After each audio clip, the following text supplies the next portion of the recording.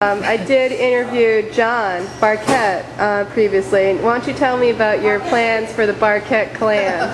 Well, John is the center of a family that includes his parents, his children, and his grandchildren, as well as a large community support mechanism. Yeah. And knowing that wherever he was trying to move this huge crowd of people. Yeah, and provide for the real paterfamilias.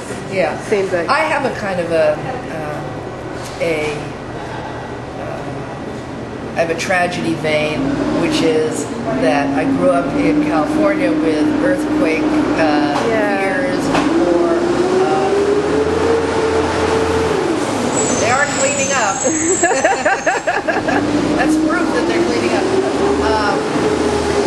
Where you're brought up doing a lot of earthquake preparedness, disaster preparedness. Yeah. My father was a refugee from Germany. That's a little bit of disaster preparedness in your family upbringing. Also, I'm older than you, and we had atomic bomb things, the get under the desk, the nuclear explosion's going to happen. The real issue was not, and then of course, like I was saying, I read a lot of science fiction, so that adds to it. But it's not the event; it's the Holocaust that follows after the event. Yeah. It's the diaspora. It's not being able to find people. So someone like John, in a normal day, this person's here, this person's there, their people are in school and they're at work and wherever they are, and they usually come together around dinner time, but he would have had to have pulled everyone together all at once. Yeah. And I'm a very fortunate person. I have a job, I have a home, I'm very lucky and extremely privileged. Exactly. People don't realize a lot of people who have privilege don't appreciate it. Well, I had a lot of strange situations, like, so I was up all night, blogging, logging, flogging. I was doing everything I can, like, spelling everyone's names 3 ways till Tuesday, and trying to find people. And what ended up happening was that through one of the forums where people say, did anyone notice if anything happened to such and such hotel or such and such restaurant?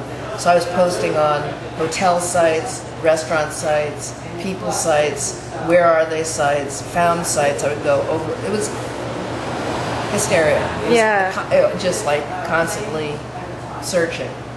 And I ended up finding Chef Ed, who owns the restaurant that's in the hotel. Okay. And Chef Ed and Hillary. Chef Ed and Hillary. And I also found Ina Hendricks, Miss Ina, who is one of the salespeople for the hotel. Okay. And she had gone to Alabama, to her mother's house. And it was like we were all holding hands across the country.